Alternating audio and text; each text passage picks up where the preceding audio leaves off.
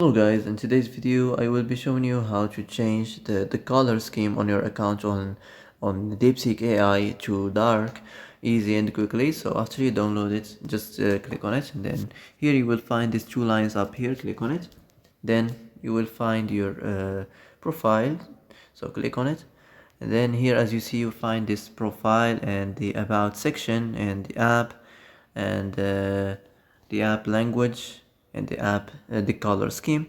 So as you see, click on the color scheme and change to dark. Just click on it and then click done, and that's it. That's how to change the color scheme to dark, from light to dark, easy and quickly. So that's it for today's video. I hope this is the answer you've been looking for.